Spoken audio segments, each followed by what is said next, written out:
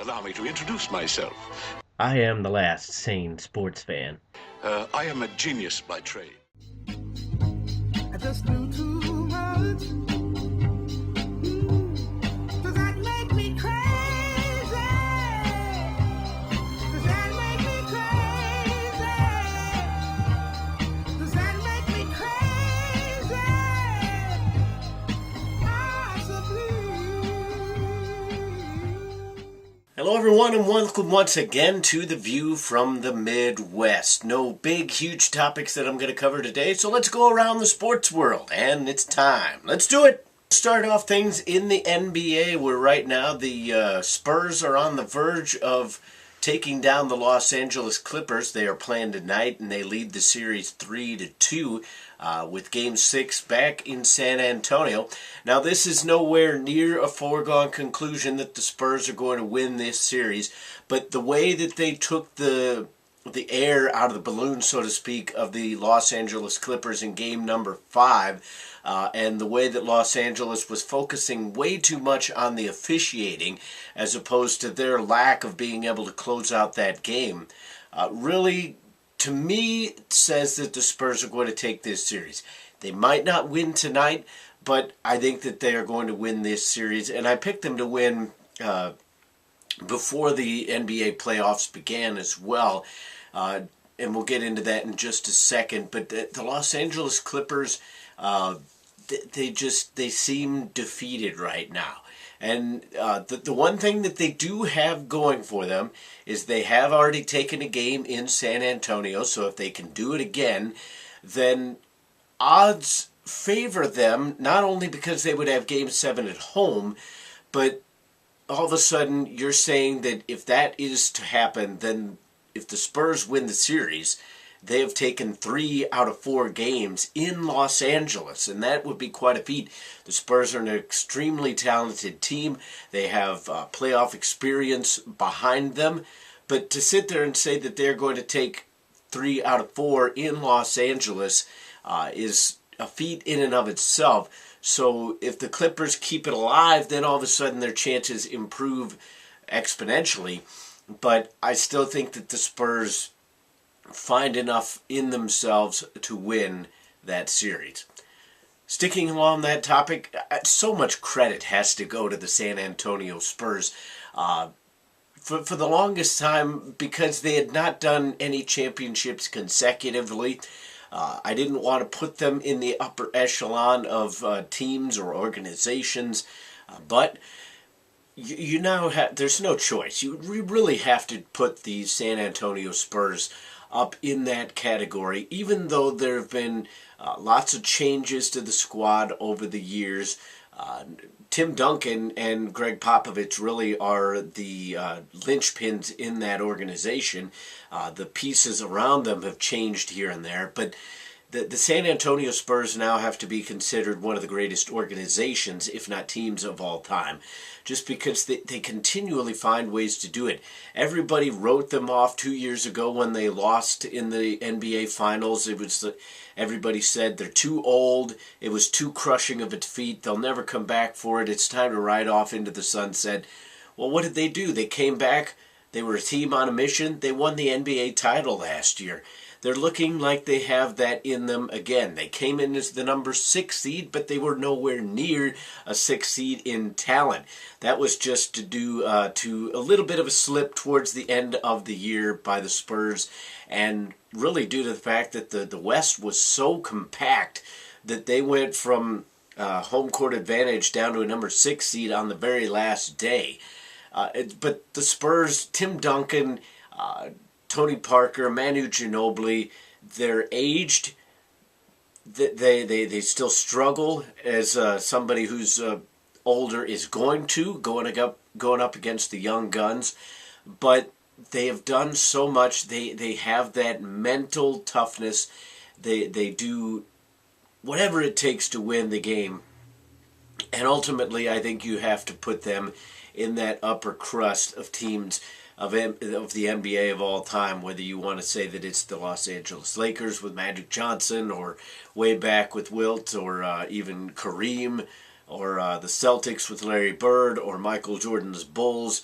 I now think you do have to put the San Antonio Spurs of this incarnation, whether you want to say that it started way back with David Robinson or closer to their current incarnation with Parker and Ginobili.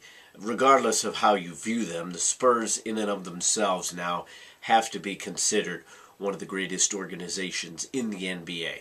Sticking with the NBA, one other series that could potentially close out tonight, and it should have been closed out a long time ago.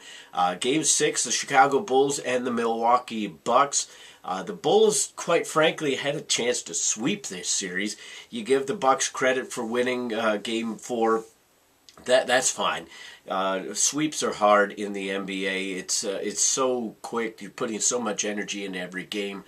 But the fact that the Bulls have failed to close it out now in 2 straight games, and the way that they have failed to close it out really kind of puts a damper on anything the Chicago Bulls had going, because the way they looked in the first 3 games, despite the fact that one of those wins had to come in double overtime, they really looked like, especially with the injuries that Cleveland has, that the Bulls would have an excellent chance to take down the Cleveland Cavaliers. Now all of a sudden you're at a point now where you wonder if they can even compete with the Cleveland Cavaliers,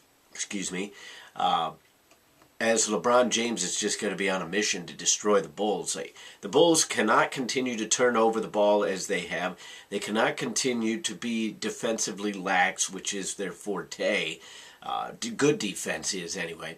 And they have to continually rebound the ball. They take stretches off where I don't know if they're trying to rest themselves or if they're just not mentally ready for the Bucks' pushback or what the case may be. But they've got to find a way to turn it around, because the more energy you expend here in this series against the Bucks, assuming the Bulls win, which I do think they will win tonight, but it's going to be a hard-fought game. But the more energy you expend now, the less energy you have to take on LeBron James and the Cleveland Cavaliers. One more topic on the NHL before we sign off for today, and this is really kind of an observational thing. Something has to be done about NHL officiating within the playoffs. As a hockey fan, and I consider myself a true hockey fan, I enjoy the fact that the playoffs are a completely different animal, and that you're allowed to throw that intensity into full force when you're in there taking on the same team for potentially 7 straight games. But this year has been a prime example of how things are just completely different in the playoffs, and not in a good way. The Blues series was a good case. The New York Islanders versus Washington Capitals series was a good case. The Detroit Red Wings just had a game a few days ago in which Nicholas Kronwall got suspended for a hit that he put on one of the Lightning players, but there was not a penalty given out in that game. I understand that you want to let players play. You want to let the players on the ice decide things. I applaud that. I wish more sports would take that kind of mentality. But the NHL officiating, for whatever reason, has gone overboard with it, to where basically once the playoffs came around, we went back to 1980s hockey, early 1990s hockey, to where every stick movement is legal unless somebody falls on their face on their own accord, and then all of a sudden it's a trip call. But when actual trips happen, that's not whistled. There's been elbows, people launching themselves, throwing shoulders into it. There needs to be more consistency from the regular season to the playoffs. As I said, you don't want the level of scrutiny that oftentimes gets heaped on NHL officials in the regular season, but you don't necessarily want complete non-calls as they have done here in the second season either. There needs to be more of a middle ground there. NHL officials need to get back on their game. There needs to be some sort of league mandate that you need to call things a little bit closer to the way that it was in the regular season.